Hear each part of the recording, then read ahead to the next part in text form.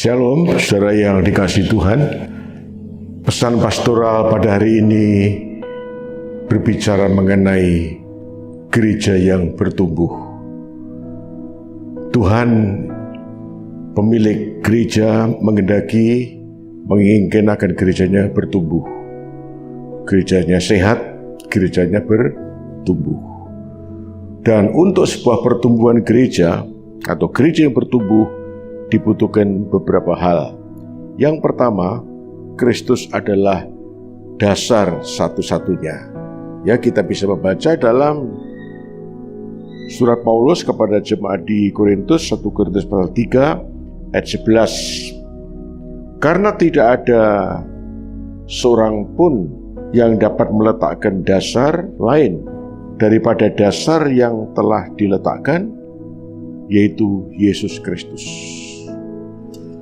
Paulus mengatakan bahwa tidak ada dasar yang lain untuk membangun gereja.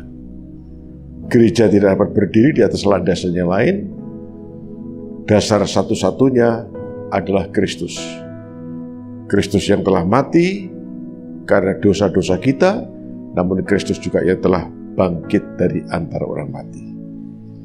Ya. Gereja telah mengalami ujian waktu 2000 tahun lebih, dan tentu dalam perjalanan 2000 tahun lebih ini ada satu dinamika yang dihadapi oleh gereja. Ada pasang surut, dan banyak kali gereja menghadapi tekanan-tekanan, penganiayaan misalnya, dan tekanan-tekanan yang lain. Apakah tekanan politik, tekanan dari dunia agama, dan tekanan juga dari dunia sekuler. Tapi kita bersyukur gereja tetap eksis sampai hari ini. Gereja tetap berdiri teguh. Mengapa? Karena dasarnya adalah kokoh, Kristus. Dasarnya adalah Kristus. Jadi gereja tidak dibangun di atas dasar ideologi manusia, filsafat manusia. Gereja ada bukan karena ide manusia, tapi gereja ada karena prakarsa Kristus, dan Kristus sekaligus dia menjadi landasan atau dasar gereja.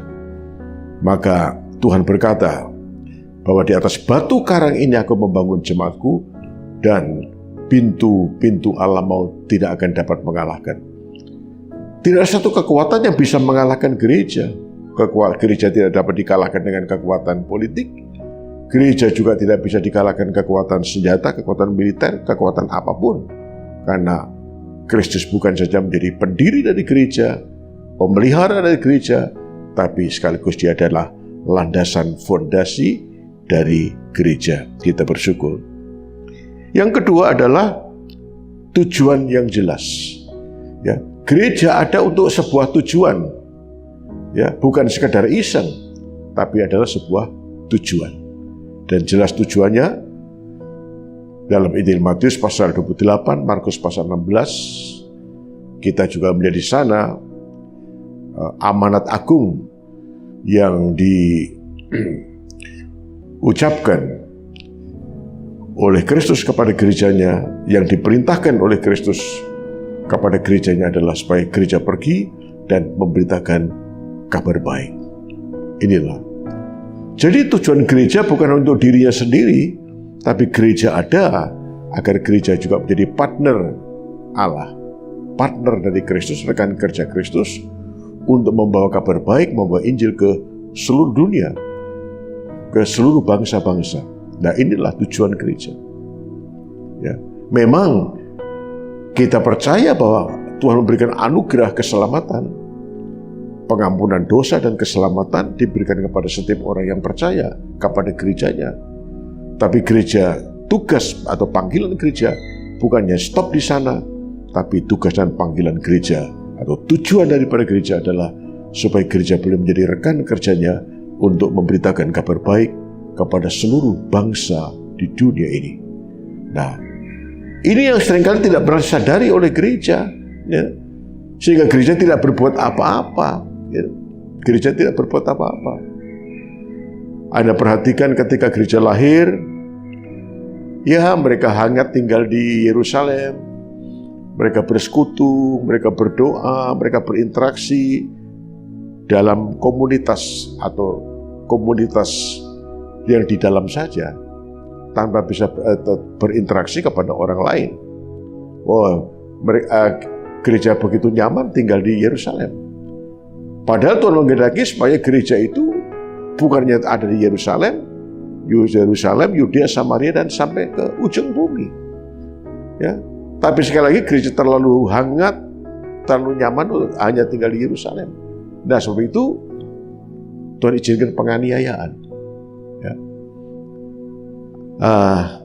Kalau kita menaruh setetes air di telapak tangan kita, ya, lalu kemudian kita tekan dengan telapak yang lain, maka air itu akan menyebar ke sekitarnya.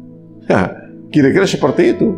Ya, jadi memang Tuhan tidak mengadakan, Tuhan tidak mendatangkan penganiayaan itu. Tapi penganiayaan itu sebagai satu tekanan yang Tuhan izinkan untuk menekan gereja, sehingga rencana Tuhan menjadi satu kenyataan. Gereja tersebar, Yerusalem, Yudea, Samaria, dan sampai ke ujung bumi. Jadi secara ekstrem kita juga melihat bahwa sebetulnya penganiayaan ini adalah merupakan satu berkat dalam tanda kutip, ya, sehingga gereja menjadi berkat bagi bangsa-bangsa di seluruh dunia. Nah, sebab itu marilah jemaat yang dikasihi Tuhan, kita mengerti tujuan kita. Tujuan Tuhan menyelamatkan kita bukan hanya untuk keselamatan diri kita sendiri, tapi supaya kita juga berbagi keselamatan kepada mereka yang belum mendengar. Ya, inilah tugas, panggilan, dan tujuan dari gereja. Kemudian yang ketiga, saya berbicara mengenai gereja sebagai tubuh Kristus. Alkitab mengatakan tubuh itu satu, namun tubuh yang satu memiliki banyak anggota. Tubuh seseorang sehat, ya, sehat, tumbuh dan sehat, karena seluruh anggota-anggota tubuh itu berperan dengan baik. Mata berfungsi dengan baik, mulut berfungsi dengan baik, telinga, tangan, dan semua berfungsi dengan baik. Ketika tiap-tiap anggota tubuh kita, tubuh seseorang itu berfungsi dengan baik, normal begitu, ya tubuh kita sehat. Tapi bayangkan kalau ada sebagian dari tubuh kita, anggota tubuh kita yang tidak berfungsi, ya kita kurang sehat kan ya, kurang normal, kurang sehat. Nah, demikianlah Alkitab memberitahukan kepada kita bahwa gereja adalah tubuh Kristus. Ya. Tubuh satu, 1 Korintus pasal 12, Paulus menuliskan, tubuh itu satu, namun tubuh yang satu mempunyai banyak anggota. Anggota itu memang tidak seragam, berbeda fungsi, ya, berbeda talenta, berbeda karunianya, ya, dan memang tidak boleh iri anggota satu dengan yang lain, ya, dengan fungsi yang berbeda-beda. Yang penting adalah bagaimana anggota yang beragam itu, anggota yang banyak itu menjalankan fungsi masing-masing. Masing-masing punya talenta, masing-masing punya karunia, masing-masing punya fungsi. Dan kalau tiap-tiap anggota tubuh kita itu berfungsi dengan baik, gereja sehat. Dan ketika gereja sehat, gereja pasti bertumbuh. Sudah pasti seperti itu. Ya. Nah, diharapkan seluruh jemaat kita mengerti tempat kita sebagai anggota tubuh. Tubuh itu satu, tubuh Kristus satu, tapi tubuh yang satu mempunyai berbagai anggota. Ya, ada jemaat yang mempunyai beban untuk mendoakan pekerjaan Tuhan. Ada sebagian lagi yang suka memberi. Ya, ada lagi yang suka berpikir. Gitu. Ada ide-ide baru. Ada lagi yang suka berkarya, suka bekerja. Nah, semua berfungsi dengan baik. Ya. Ketika masing-masing jemaat, Anda dan saya itu kita mengerti tempat di mana Tuhan meletakkan kita, dan kita berfungsi, kita tidak perlu iri pada orang lain, pada talenta, pada posisi yang Tuhan berikan pada orang lain. Kita bersyukur untuk posisi dalam tubuh Kristus yang Tuhan berikan kepada kita, dan kita berfungsi dan kita bersyukur.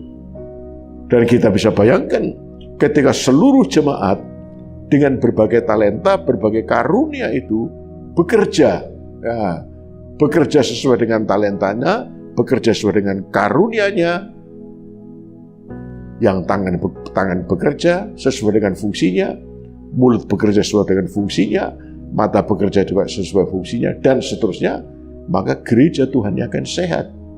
Dan ketika gereja sehat, gereja pasti bertumbuh, karena semua orang bukan hanya menjadi penonton, tapi setiap orang, setiap anggota jemaat boleh menjadi salah satu anggota dari tubuh Kristus, dan masing-masing bekerja, memberikan kontribusi, melakukan sesuatu sesuai dengan karunia yang Tuhan berikan kepada kita masing-masing. Gereja sehat, ya, GUP sehat, dan ketika GUP sehat, GUP akan bertumbuh untuk hormat kemuliaan Tuhan. Ya, saya berdoa, dan seluruh jemaat marilah kita berdoa masing-masing, minta kepada Tuhan, mencari tahu, mohon kepada Tuhan, Tuhan, di mana Engkau menempatkan kami? Ya, di mana Engkau menempatkan aku? Dan saya yakin Tuhan pasti memberikan jawaban untuk itu. Ya, dan ketika Anda sadar, Tuhan berikan jawaban kepada kita dan beri ketahukan tempat di mana kita berada, kita berfungsi, dan marilah kita berkaya. Ya, supaya gereja ini menjadi sehat, ya, saling bergandengan tangan semua, bekerja, saling bahu-membahu, memberikan motivasi, saling memberikan dorongan, saling memberikan semangat untuk memajukan gereja Tuhan. Ya, jadi pesan pastoral pada hari ini ada 3 poin saja. Yang pertama, dasarnya harus teguh. Tidak ada dasar yang lain. Dasar dari gereja, landasan dari gereja adalah Kristus yang telah mati dan Kristus yang telah bangkit dari antara orang mati. Dia telah membenarkan kita, mengampuni segala dosa dan salah kita, dan di atas dasar kematian dan kebangkitan Kristus, maka gereja berdiri, dan di atas landasan yang kokoh seperti ini, gereja tidak akan pernah goyah. Dan yang kedua, marilah kita mengerti tujuan kita. Ya, jadi kita bukan sekedar datang ibadah pada hari Minggu, kemudian pulang 1 minggu, 1 bulan, 1 tahun, dan seterusnya. Ya, bukan demikian. Ya, kita butuh mengerti mengapa Tuhan memanggil kita, menyelamatkan kita untuk sebuah tujuan, supaya kita juga bisa menyelamatkan, memberkati, dan menolong orang lain, memberitakan kabar baik ke seluruh dunia ini. Dan yang ketiga, gereja dapat tumbuh dengan baik dan gereja sehat adalah apabila masing-masing anggota jemaat mengerti di mana tempat Tuhan menempatkan kita, kita mengerti tempat kita, lalu kemudian kita sadar, kita berfungsi, kita melakukan pekerjaan, pelayanan sesuai dengan apa yang kita bisa, ya, karunia yang Tuhan berikan kepada kita, ya, kita saling bahu-membahu, bekerja sama dengan talenta yang berbeda ini, ya, dan gereja akan sehat, dan ketika gereja sehat, gereja pasti tumbuh. Ya, 3 hal sekali lagi, gereja punya landasan yang teguh, gereja punya tujuan yang jelas, dan gereja sebagai anggota tubuh dari Kristus saling bersatu melayani Tuhan sesuai dengan talenta masing-masing. Tuhan memberkati. Bapa di surga, terima kasih untuk renungan singkat pada hari ini. Kami disadarkan Tuhan, dan kami sungguh bersyukur kalau kami gereja Tuhan masih ada hari ini, karena kami tahu bahwa gereja dibangun di atas satu landasan yang benar, landasan yang kokoh dan kuat, itulah Kristus sendiri. Tuhan, kami disadarkan pada hari ini tentang tujuan dari panggilan kami, tujuan mengapa Engkau menyelamatkan kami, agar kami juga pergi membawa kabar baik kepada setiap orang, supaya yang lain juga diselamatkan. Terima kasih, taruhlah beban itu dalam hati kami seluruh umat-Mu dan hamba-Mu. Tuhan, terima kasih kami juga disadarkan bahwa kami bukan orang lain, sekalipun kami berbeda karunia, namun kami adalah terhisap pada tubuh yang satu, itulah tubuh Kristus. Tuhan tolonglah agar seluruh umat Tuhan mengerti tempat di mana Tuhan menempatkan kami, dan berikan kami kemampuan untuk berkarya, berfungsi sesuai dengan tempat di mana Engkau telah menempatkan kami. Terima kasih supaya gereja menjadi gereja yang sehat, gereja yang bertumbuh bagi hormat dan kemuliaan nama-Mu. Dan Tuhan berkati seluruh umat Tuhan, mulai dari anak-anak, orang-orang muda, dan seluruh jemaat dewasa. Dalam nama Tuhan Yesus. Amin. Shalom, selamat berjuang, Tuhan memberkati.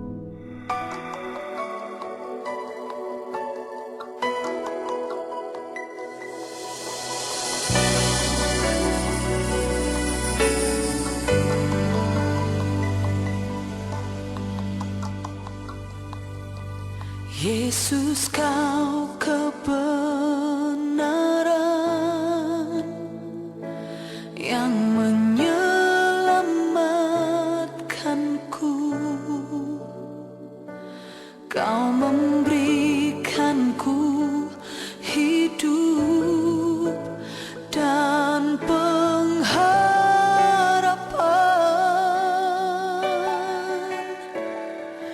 Ku ikut kehendak-Mu, ku perlu anugerah-Mu.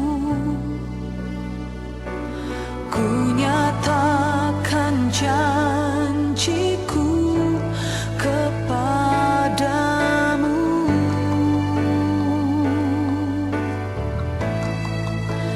Kalau ku hidup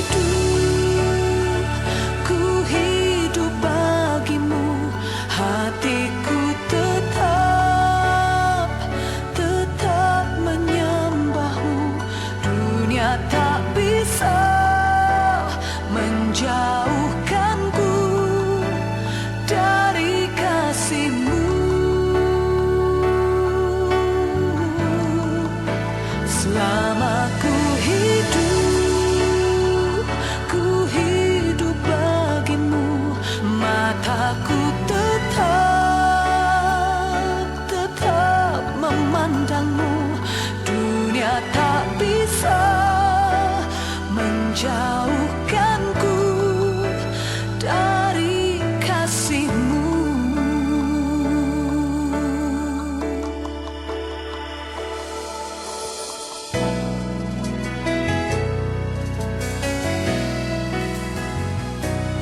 Yesus, Kau kebenaran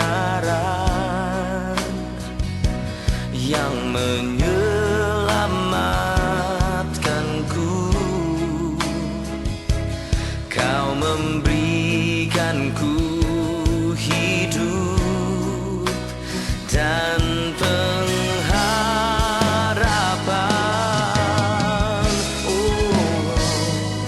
Ku ikut kehendak-Mu, ku perlu anugerah-Mu. Ku nyatakan janjiku kepadamu.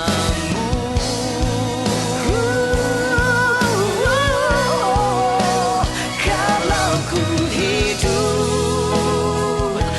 hidup bagimu, hatiku tetap menyembah-Mu.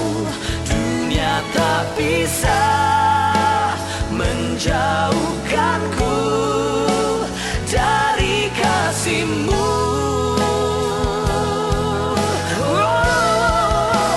Selama ku hidup bagimu, mataku tetap memandang-Mu. Dunia tak bisa menjauhkanku